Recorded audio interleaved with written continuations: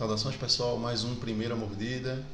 Dessa vez eu estou finalmente terminando os jogos de fevereiro. Sim, já estou em abril, né? Mas aí terminando a primeira impressão dos jogos de fevereiro porque delay para fazer os vídeos.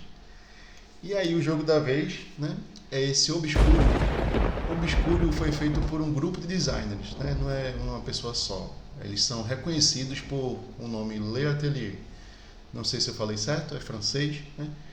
Mas é uma galera aí que eu não sei quem é especificamente os autores, né? Mas eles trabalham em conjunto, já fizeram outros jogos.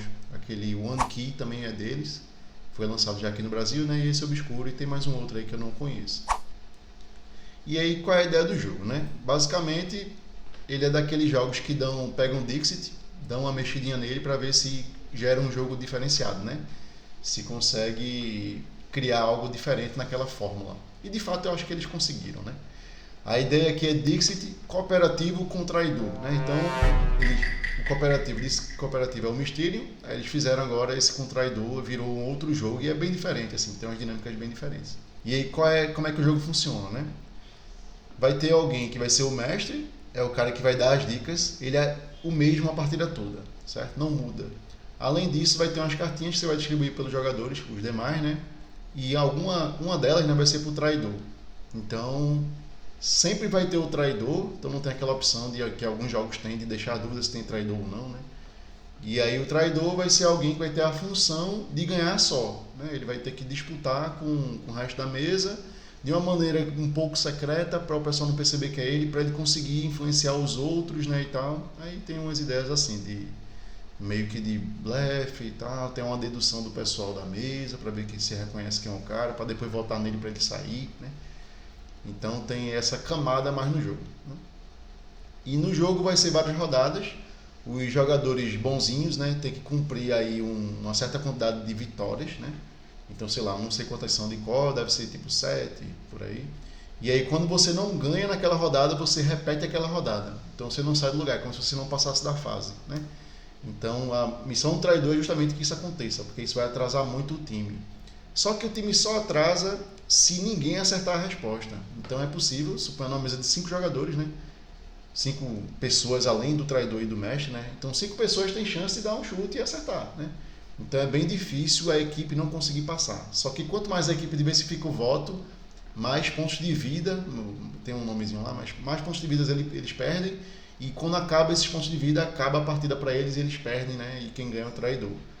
Então, se você dividir o voto, você consegue passar de fase, mas se você dividir o voto demais, entre votos errados, né, entre imagens erradas, você vai perder eventualmente, né? E lógico, o traidor tá lá sempre, né, cutucando para votarem na carta errada, né? Mas de um jeito que não entregue muito quem ele é, então dando argumentos que convençam e que façam sentido, né? E que não sejam muito, vamos lá, né? Tentar forçar muito o time, senão o pessoal vai perceber que é você, né? E basicamente como é que a dica é feita, né? Vão ter cartas, estilo Dixit, com várias informações, só que a carta é redonda, ela não é quadrada, né? Não é retangular no caso, né? Quem Dixit é retangular. E a dica você vai ter, a pessoa que está dando a dica vai ter 2 cartas, e ele vai colocar um pinozinho apontando para algum detalhe da carta. Então suponha que ele quer dizer de uma carta que tem um negócio azul e que tem uma planta. Aí ele bota uma carta que tem uma coisa azul e planta e aponta para a planta e para o negócio meio azulado, né? De modo que as pessoas consigam chegar até a carta que é a resposta, né? Vão ter 6 cartas na mesa geralmente, eu acho que muda dependendo de algumas coisas, porque toda rodada vai ter meio que um evento do mal que atrapalha um pouco os jogadores bonzinhos, né? Então pode ter uma transparência em cima da carta que deixa o negócio meio nebuloso, pode ter uma transparência que fica tudo vermelho e tira meio que a cor da carta, né? Então você não tem informação de cor. Então tem algumas coisas legais no jogo e diferentes que não existem em outros jogos, né, do mesmo estilo. Até porque tem esse traidor, né? Então ele adiciona uma camada um pouco diferente, né? Aí basicamente o jogo é isso. Aí o que é que eu achei legal, né? Eu gostei eu sempre gosto de ver essa fórmula do Dix meio quebrada, né? Você pegar ele, diferenciar alguma coisa, dar um twist, mexer um pouquinho. Eu já tentei fazer jogos assim, né? O mais engraçado que eu acho é que Dix continua sendo melhor, pra mim, né? Tem gente que prefere o Obscuro, tem gente que prefere o Mysterium. Para mim o Dixit ainda é o melhor de todos, porque ele é um competitivo que é party game, então ele dá para ter competição, mas ainda assim há aquele clima meio que de brincadeira e tal, né? A não ser que a mesa seja muito ruim, já tive experiências horríveis com Dixit. umas 2 ou 3 vezes, mas eu joguei, sei lá, 60 partidas, então isso aí não foi o suficiente para deixar o jogo, eu achar o jogo ruim, né? É mais culpa da galera do que do jogo. Coisa que aqui pode acontecer, mas é menos, então é menos dependente de mesa esse jogo, porque você não dá dica falada, né? Você dá dica com cartas, então você quer fazer associação de imagem com imagem, não tem palavra, né? Então a chance da mesa atrapalhar é muito menor, né? Não tem, acho que nem tem como, assim, tem como porque, né, o pessoal é muito capaz de muita coisa.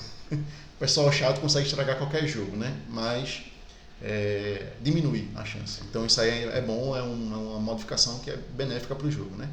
O tema e a ambientação é legal, né? É como se fosse Harry Potter, o pessoal é bruxo, não sei o que, está numa biblioteca ou sei lá o que, alguma coisa assim. Mas é irrelevante, podia ser qualquer tema. A vantagem desse tema é que proporciona as artes bonitinhas e proporciona os componentes legais, né, e tal, deixa o negócio meio ambientado naquele aspecto de não é só solto, feito Dixit, que é um abstrato, você anda com coelhinho, qual é o sentido? Estou ganhando ponto com coelhinho, né? Mas isso aí nunca atrapalhou ninguém de gostar de Dixit, assim como o tema aqui não vai atrapalhar ninguém de gostar ou não gostar, né, ou de melhorar muito a impressão. Então, para mim, é algo positivo, mas um pouco irrelevante, né? E os componentes são muito bem produzidos. As cartas são bonitas, o tabuleiro tem um imazinho, então na dica você coloca 2 cartas lá, tá meio ruim assim, né? 2 cartas lá, vai ter imagem, eu espero, né? E aí você coloca esse pinozinho lá, e esse pinozinho que posiciona alguma coisa, tipo, você aponta com a árvore e tal, não sei o que. Se você virar assim, ele não cai, né? Então ele é um imãzinho, porque tem um imã no próprio tabuleiro que você bota a dica, né? E isso aí é um toque interessante, porque essa tábua aí vai passar na mesa, então, ou então o cara botou e não quer que saia do lugar, né? Então é importante que tenha esse imã, e é uma iniciativa interessante eles terem investido nisso e não deixar só um negócio solto, né? Talvez eles tenham percebido que o jogo quebrava quando deixava solto, porque botava e caía, aí o cara ia lá mexia, né? Então acho que isso aí foi algo de playtest que eles descobriram enquanto estavam desenvolvendo o jogo, né? E o que eu não gostei, né? Pode parecer a priori que eu estou achando o jogo muito legal, né? Mas aí vai vir agora a porradinha, né? De sempre. Eu joguei com o Traidor. Aí foi legal isso, porque eu tive uma noção mais ampla do jogo, digamos assim. Eu só joguei uma vez, né? Só uma partida. Eu não lembro quantos jogadores foram, acho que foram 7 jogadores, alguma coisa assim. Foi bastante gente, o que deixou o jogo animado, né? Mas jogar com Traidor é fiddly. O que é fiddly? É um negócio meio enfadonho, meio cheio de detalhezinho que vai estragar a experiência. Como assim? A função do Traidor é o quê? O mestre lá ele vai mostrar uma cartelona com várias cartas e o traidor vai escolher umas cartas para sair, ou para entrar, né? Para entrar na mesa. E ele escolhe uma ou duas, depende dos negócios do evento que vai ter lá e tal. Às vezes eles, né? Eu acho que é geralmente uma e às vezes duas. E aí essa carta que entra no jogo é para atrapalhar os jogadores, certo? Só que aí você abre isso aí e todo mundo fecha o olho, então fica parecendo uma sessão, sei lá o que, né? Vou nem falar. Bom, aí tá lá abertas as coisas. E aí você vai ter que escolher uma carta lá. E aí você, eu quero essa carta aqui, não sei o que. Sendo que você tem que fazer isso em total silêncio e ter cuidado para não bater em ninguém, né? Porque se você bater, Roberto encostou em mim, então ele deve ser o traidor, porque ele mexeu para apontar alguma coisa, né? E tal. Ou se eu falar qualquer coisa, o pessoal vai ouvir, vai saber que é minha voz, né? E tal. Então é um jogo que só funciona se a mesa meio que cooperar para a coisa rodar. Aí rolou umas paradas que eu não gostei, que era tipo, o pessoal usando dedução de posição na mesa para tentar deduzir quem eu era. Tipo, ele mostrou muito para cá, a voz dele estava muito direcionada para lá, do mestre, né? Então deve ser alguém nessa metade da mesa. Isso é paia, é muito ruim. Porque isso não faz parte do jogo. O jogo é para ser um jogo que ninguém sabe quem você é por conta da posição da mesa, pô.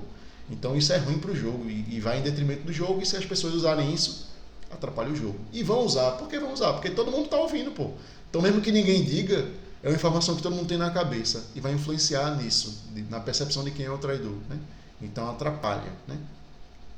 Mais do que ajuda, né? Então eu acho que o traidor, não sei como faria para deixar melhor. Talvez passar a ficha entre todo mundo da mesa e o traidor tirar, né?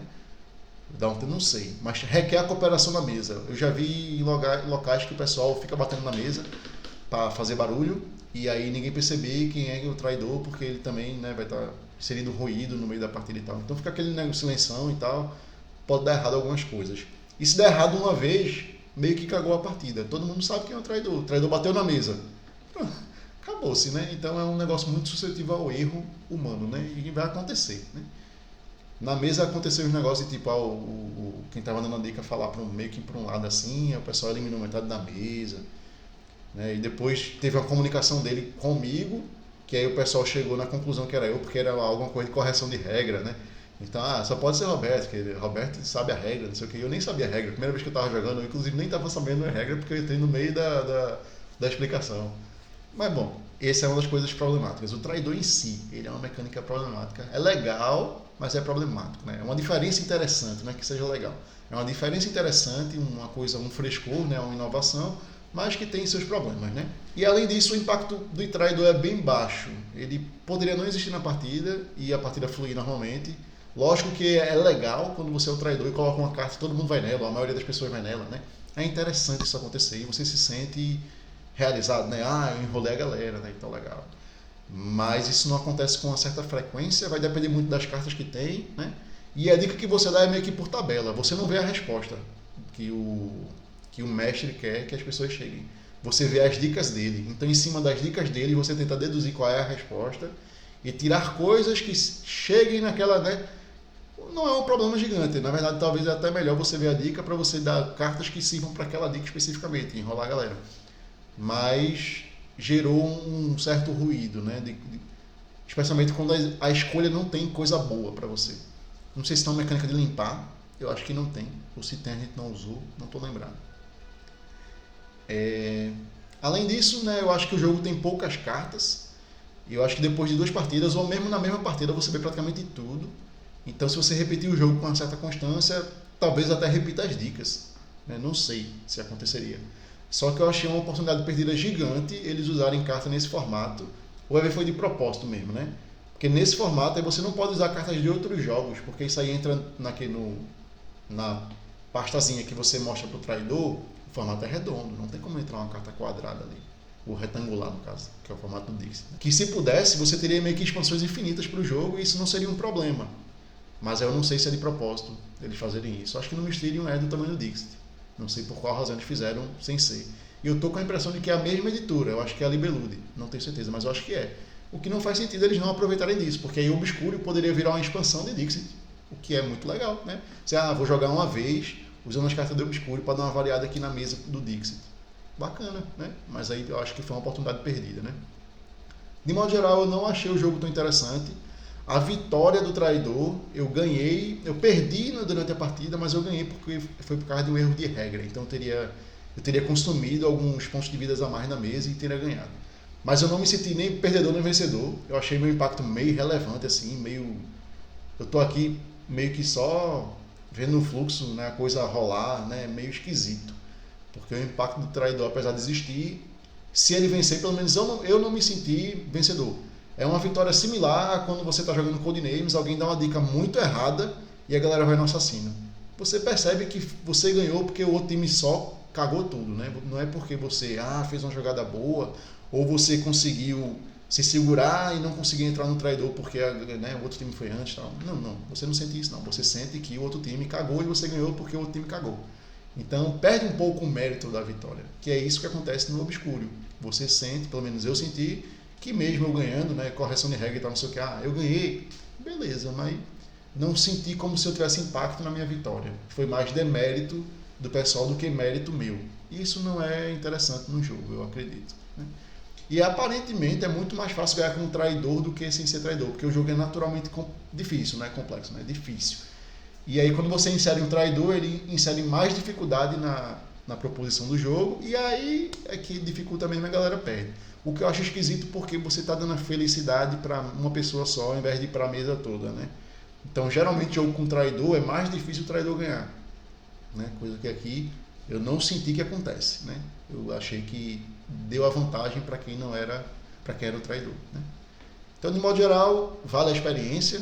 Não tenho vontade de jogar de novo, né? Estavam até comentando de levar no próximo evento e jogar. Não tenho muita vontade não, a não ser que eu esteja sem fazer muita coisa. Aí eu jogaria. Então a galera que eu gosto está jogando, eu vou lá e jogo. Mas o jogo por si só, prefiro jogar Dixit, muito mais. Não tem comparação.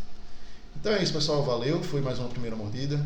Finalmente acabamos o jogo de fevereiro. Então vai ter uma postagem, né, lá no blog, mas só botando os vídeos de fevereiro. dos jogos que eu conheci nesse mês, né? Nesse mês que passou uma era. Beleza? Valeu!